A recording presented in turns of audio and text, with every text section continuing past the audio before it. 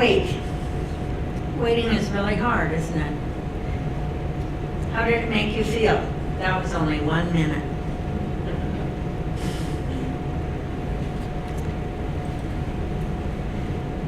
I often say my biggest struggles are with weight, no matter how you spell it. For the past 12 years, we have been on a journey of waiting. In the fall of 2012, we had to pull Milena out of a day program that she had been in for a few years. And we struggled with that program the entire time she was there. And so there was a lot of emotion built up by the time we pulled her out, plus the emotion of pulling her out. So we went to a mountain cabin for a few days, and just to process, I wrote in my journal, and I prayed, and I thought, and I journaled. And in the process of that, I felt like God was saying we needed to try to do something more organic. Organic, what does that mean? God gave me the idea of a farm home for handicapped adults. A farm home. Novel concept. Well, it is a novel concept, but it turns out it's not new. They've been around for about 100 years, as far as I know, maybe more than that. And they are all over the world. They are in Germany, Austria, England and Scotland, New Zealand, Kyrgyzstan, Russian Republic of Kyrgyzstan, Mexico, Canada, all over the United States. We have been to 5 throughout the United States, besides 5 more in Montana. And that's only part of the ones in Montana. Farm in the Dell is an organization that has started some in Montana, and we've aligned ourselves with them. You can check their website. One of the first farms we visited, we called ahead and made an appointment to come. And when we arrived, the receptionist who was going to give us a tour said, "Why don't you just put Milena here rather than try to duplicate it in Montana?" It costs millions of dollars to do a place like this. I need that water, please. And I looked at her and I said, sure is a good thing that the one who gave me this idea is able to finance it. But she shut me down. We went on the tour, and I had a little book like this with all our questions written in it, and I held it tightly under my arm. And Ron asked all the questions, and I was silent. It was a good tour, a nice place, but when we got in the car, I was beating myself up, thinking, what a stupid idea. There's no way we can do this, and there's certainly no way we can afford it. For the next few days, as we were traveling home, there were 2 little choruses from my childhood that tumbled around in my brain. I'm not a good singer, so I'm not going to sing them. He owns the cattle on 1,000 hills, the wealth in every mine. He owns the rivers and the rocks and rills, the sun and stars that shine. Wonderful riches more than tongue can tell. He is my Father, so they're mine as well. He owns the cattle on 1,000 hills. I know that he will care for me. And got any rivers you think are uncrossable? Got any mountains you can't tunnel through? God specializes in things thought impossible. He does the things no one else can do. A few days after we got home, I was out walking and praying, and I said, God, is this your idea, or is this just a crazy notion of my own? Now, Ron assures me there's no mark, but you'd think when the finger of God touches you, it'd leave a mark. Right here on my shoulder, I felt him touch me. And I can say that it's right here because I can still feel the spot where he touched me. And he said, you couldn't afford international adoption either. But look, folks, she's ours. From that day on, I knew that a farm home for Milena and people like her was what God wanted us to do. Early in 2014, we shared our dream with a few other families that had handicapped adult children. And gradually, a group of us started a nonprofit. We got a board of directors, constitution and bylaws, and the board of directors started meeting every month. And they did it for 2 or 3 years, and then everything just kind of skidded to a halt. I still don't know what's going on. We're puzzled over that to this day. It was so disappointing. I grieved. And then I called Lowell Bartles, who is the founder of Farm in the Dell. And the following Sunday, Ron, Milena, and I drove to Helena, and we attended a worship service that Lowell leads for handicapped adults in the basement of a Lutheran church there. And when the church service was over, we sat down and chatted with Lowell for a while. We visited a few more times with another family, along with another family, who has a coinciding dream. And Farm in the Dell helped us get another nonprofit set up with constitution and bylaws. We have a new name, Gallatin Valley Farm in the Dell, and our board of directors meets about every month. In the spring of 2020, we were planning a meeting to cast our vision to the community. Well, 2020 rings a bell with everybody, doesn't it? We were shut down as well. I'm saying, God, what's going on? Every time we build up some momentum, it all comes crashing down. But in the fall of 2021, we finally had our meeting to launch our vision to the community. Lowell came and helped us present. About 100 people attended, along with some families with their special needs adult kids. Now, we were all hoping, we were encouraged by the numbers, but we were all hoping that someone would donate some land out of that meeting, but nothing. Now it's 3 years later, still no land, and still no fulfillment of our dream. But we're still waiting. We have driven hither and yon throughout the Gallatin Valley looking for land, and we have called numerous real estate agents whose names and phone numbers we've read off the signs along the road, but nothing. But we need to remember who gave us the dream. Our hope is in the Lord, and He renews our strength. Isaiah 40, verse 31. What do you do when you hear the voice of God and then nothing happens? Well, there are 3 people from the Bible that I have learned a lot from concerning what to do about nothing.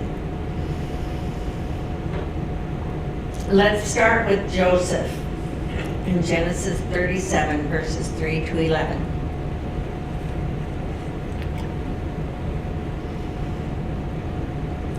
Now Now Israel loved Joseph more than any of his other sons, because he had been born to him in his old age. And he made a richly ornamented robe for him. When his brothers saw that their father loved him more than any of them, they hated him and could not speak a kind word to him. Joseph had a dream, and when he told it to his brothers, they hated him all the more. He said to them, "Listen to this dream I had. We were binding sheaves of grain out in the field when suddenly my sheaf rose up and stood upright, while your sheaves gathered around mine and bowed down to it." His brothers said to him, "Do you intend to reign over us? Will you actually rule us?" And they hated him all the more because of his dream and what he had said. Then he had another dream, and he told it to his brothers. "Listen," he said, "I had another dream, and this time the sun and moon and 11 stars were bowing down to me." When he told his father, as well as his brothers, his father rebuked him and said, "What is this dream you had? Will your mother and I and your brothers actually come and bow down before you?" His brothers were jealous of him, but his father kept the matter in mind. A short time later, Joseph's brothers, in their jealousy, sold him into slavery. As he was traveling down to Egypt, and after he got to Egypt, he was probably wondering, what in the world was that God was telling me about my family bowing down before me? I'll probably never see my family again. When he got to Egypt, he was a slave in the household of Potiphar, and where he was accused of rape, and he was thrown in prison. Now, people don't bow before slaves or prisoners. And it was 15 years later that he was reunited with his family, and they did indeed bow down before him. It must have been difficult for Joseph to continue believing God's message while in a foreign country surrounded by pagans. Now let's turn to 1 Samuel 16, verse 1 and 10 through 13, and look at David.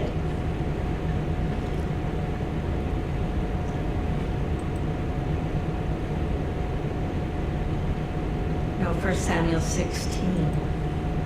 1 Samuel. I don't have 1 Samuel 16 Okay. up here. I've got 1 Samuel 1. I've got a marker up. Gave you the wrong one, huh? Yeah, I'm sorry. That's okay.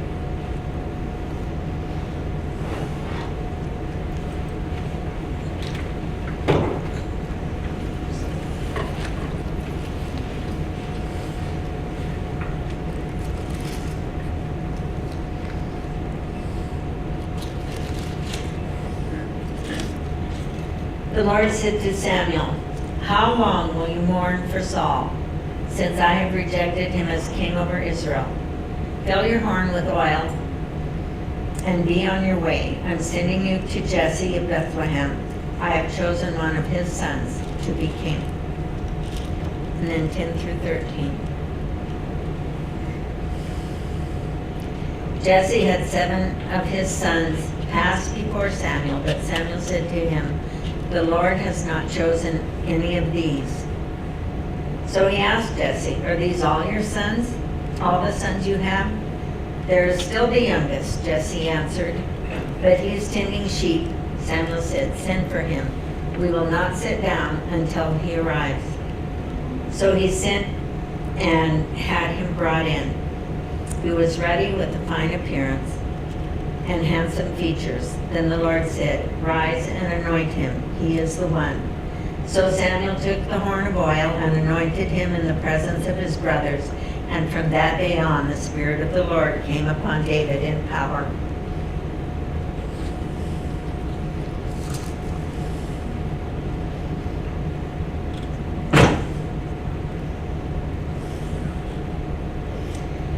The voice of God through Samuel the prophet to David was that David would be the next king of Israel. It must have looked like things were really falling into place when David went to the palace of King Saul to serve. And then he married Saul's daughter. But then David, due to his successes on the battlefield, became very popular with the people, and Saul got jealous, and David had to flee and live as a fugitive in the hill country and hide in caves.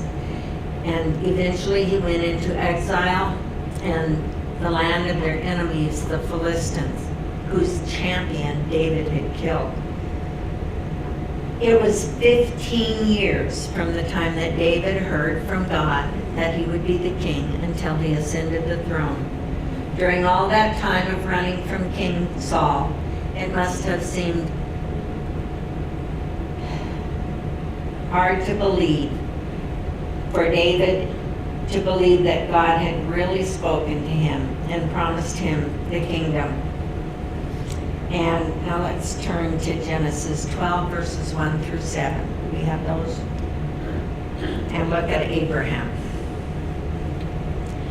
The Lord had said to Abram, "Leave your country, your people, and your father's household, and go to the land I will show you. I will make you a great nation, and I will bless you. I will make your name great, and you will be a blessing. I will bless those who bless you, and whoever curses you I will curse. And all people on earth will be blessed through you." So Abram left as the Lord had told him, and Lot went with him. Abram was 75 years old when he set out from Haran. He took his wife Sarai, his nephew Lot, all the possessions they had accumulated, and the people they had acquired in Haran, and they set out for the land of Canaan, and they arrived there. Abram traveled through the land as far as the site of the great tree of Morah at Shechem. At that time, the Canaanites were in the land. The Lord appeared to Abram and said, "To your offspring I will give this land." So he built an altar there to the Lord, who had appeared to him. Abraham was 75 years old when God told him that he would inherit the land of Canaan along with his offspring. Now, 75 years old is a pretty old age at which to start a family. But it was another 25 years before that son was born. And at the time that Abram died, he was Abraham by then, the only land in Canaan that he owned was a burial plot. Let's turn to,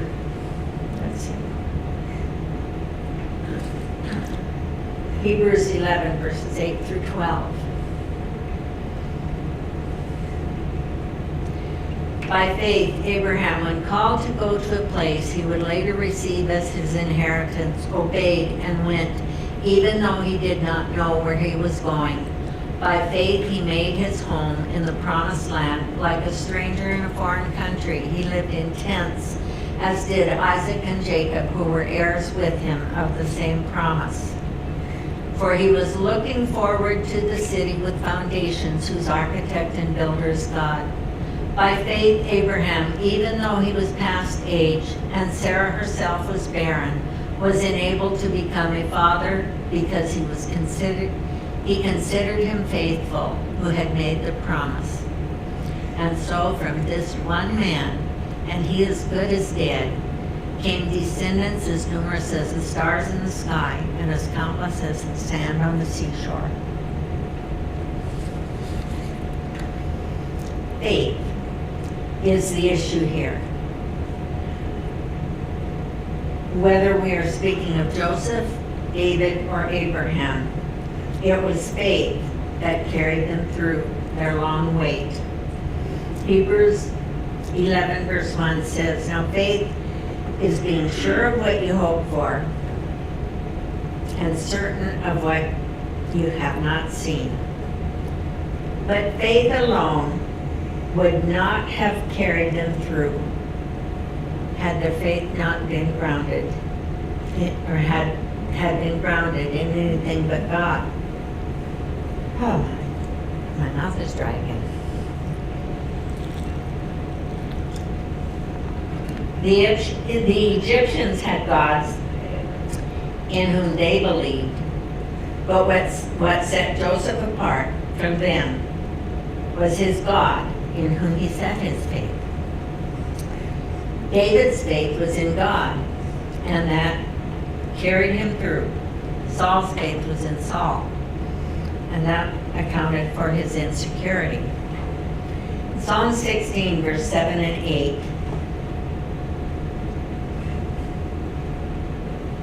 David says, I will praise the Lord who counsels me. Even at night, my heart instructs me. I have set the Lord always before me, because he is at my right hand. I will not be shaken. This season was a night season for David. Things seemed uncertain. You know how things can be more bleak in the dark, at night in the darkness? David says that during this night season, the Lord counsels him and instructs him. Note, it was because he kept the Lord always before him, at his right hand, leading him, that David did not give up. David had two clear opportunities to take Saul's life and get his waiting over with. But he would not kill the Lord's anointed. He wanted to do it the Lord's way. Who was the Lord on whom Joseph, David, and Abraham waited? Yahweh. I am. It isn't I was, or I will be. Yes, I am. I am is in the present tense. The Lord Yahweh is always in the present tense because he made time. He does not move within time. He is above time. The 25 years Abraham waited and the 15 years Joseph and David waited was nothing. There was no time at all for God because God is above time. God does what he does for our enrichment. He does not owe us an explanation. We must cling to the certainty of God's sovereignty. He knows what he is doing. He just says, trust me. In 2013, before our first farm startup, we heard of a property that was on the market. That property was developed already. It could be moved into with very little preparation.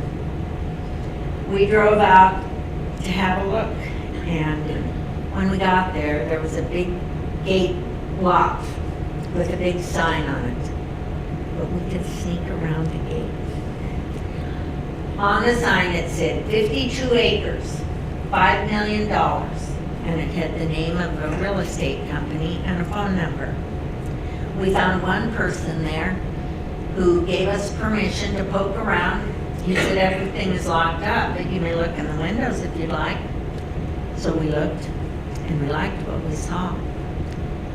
So when we got home, I called the real estate agent, and he told us that the property was under contract. Oh well, $5 million is out of the question anyway. Last summer, we heard that that same property was on the market again, is on the market again. So we drove out to the property again, and it had not been vacated yet. The current owners were still there, and we talked to one of the employees who gave us the name and phone number of the real estate agent. So when we got home, I called him, and he sent us the stats. There's now 35 acres. Apparently they sold off 17 acres, and the price is up to $7.5 million.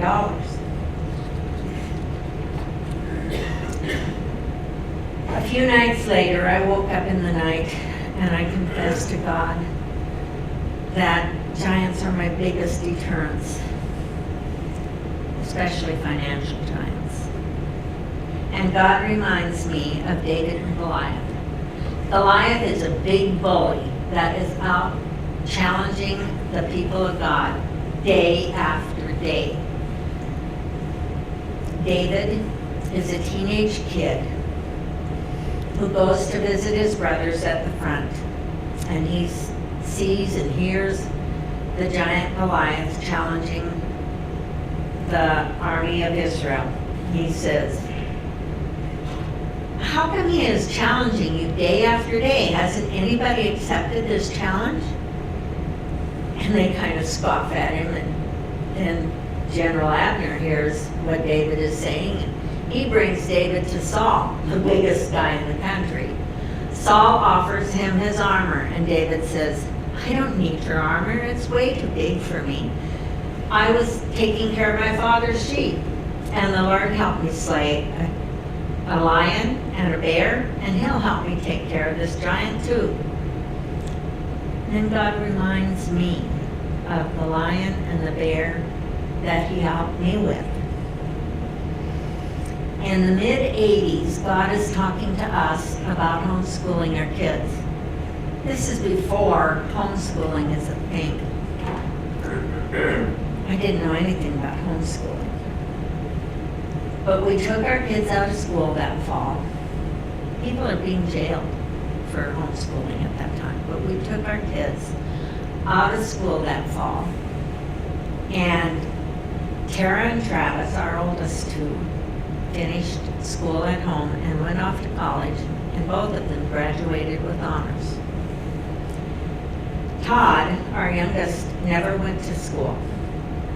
And by the time he was 20, he owned his own construction business, and I can show you some pretty nice homes in Bozeman that he built.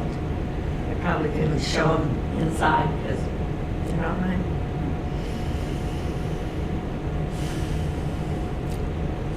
There's our lion. In 1998, God's talking to us about international adoption of a handicapped child. International adoption is really expensive. How well I remember the day that I was standing out by the mailbox with a letter in my hand with a preliminary application for adoption and a non-refundable $50 check. I said, "Lord, if you want us to be Melena's mom and dad, you're going to have to provide the money." 5 months later, I got a phone call one morning. It was the adoption agency, and she told me, "The rest of your adoption is paid for. All the adoption proceedings, your round-trip tickets to Albania, including a plane ticket for Melena home, and your rent while you're in Albania." I sat down fast. Then I called Ron, and I told him to sit down. I had some news for him. It was all paid for. And then, a little footnote. A few months after we got home, I got a phone call one morning from a guy that I knew who had moved away from here with his family. And I hadn't talked to him since he moved away. It had been a few years. He congratulated me on our new daughter. And he said he was the executor for an estate that had no heirs. And the estate was to go to special needs situations. He asked me, "So what do you need?" Well, we have to go to San Diego this fall for surgery. Our daughter was diagnosed with a congenital dislocated hip, and we have to go to the children's hospital down there to have it taken care of. We have really good insurance, and she was received into our insurance at the moment of her adoption, but we have co-pays, we have the travel expenses down there, we have to have accommodations while we're there. He says it's taken care of. What else? I told him a few more little things, and before we left for San Diego, a sizable check came in our mail. Our little girl, who half a year before had no one and nothing, is suddenly an heiress.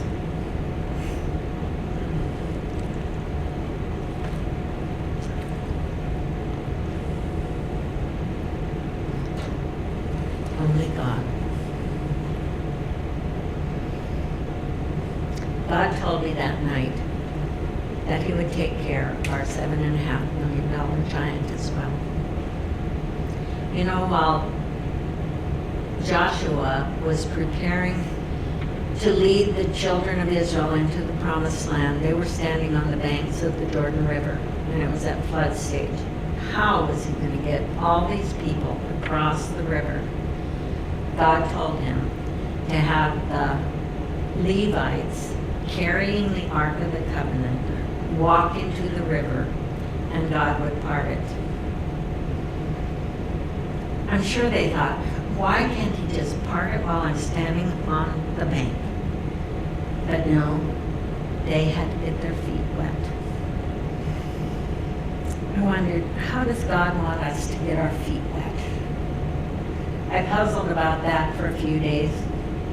And then I called the real estate agent and I said, we'd like to see the property. Could you put us on your schedule and we'll meet out there someday? So a few days later, we met him out at the property. When we were getting out of the car, he walked up to the car and he said, the property came down $1 million this morning at $6.5 million. Whoopee! God just gave us $1 million. It's still $6.5 million. That was in August. One morning in February, I drove by the property and it looked pretty quiet. It's apparently still on the market. That night, Ron went online to the real estate agent's website, and it is still on the market. At least it was at that one. And it's down to $3,750,000. Do the math, folks. That's half what it started at. God is faithful. That's why Joseph could resist temptation while in slavery, minister to his fellow prisoners while in prison, and serve the pagan king of Egypt when he was delivered from prison. He had heard the voice of God, and all he had to do was trust him. He lived in confident expectation of God's promise. That's why David refused to kill the Lord's anointed, Saul, even though Saul had soldiers out looking for him to kill him. David just had to trust him. He had confident expectation of God's promise. That's why Abraham is listed in the Heroes of Faith in the book of Hebrews. He lived in confident expectation that God would do what he said he would do. Isaiah 50 verse 7 says, because the sovereign Lord helps me, I will not be disgraced. Therefore, I have set my face like flint, and I know I will not be put to shame. So I live in confident expectation. I go to sleep with my hands open every night. You never know when or how the Lord is going to act.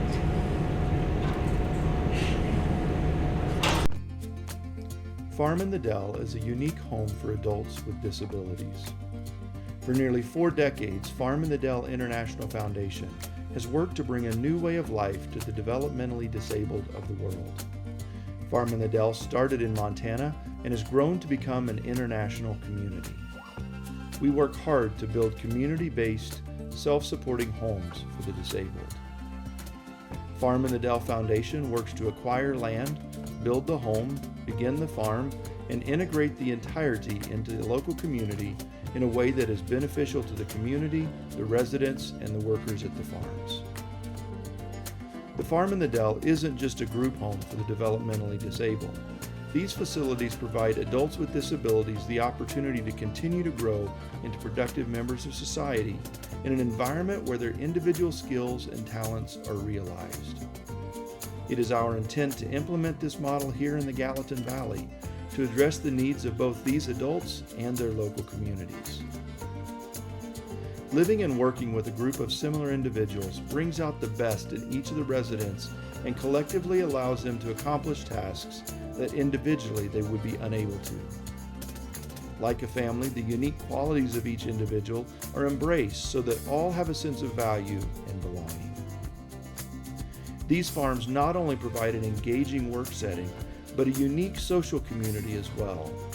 Our residents are given the respect they deserve, the treatments they require, the support they need, and the love and care they want. And in turn, they are able to be good neighbors and help fulfill real needs in their communities. By donations and support from people like you, we can make this vision a reality. Farm in the Dells are truly a blessed place for the disabled, and we hope to bring one to the Gallatin Valley soon.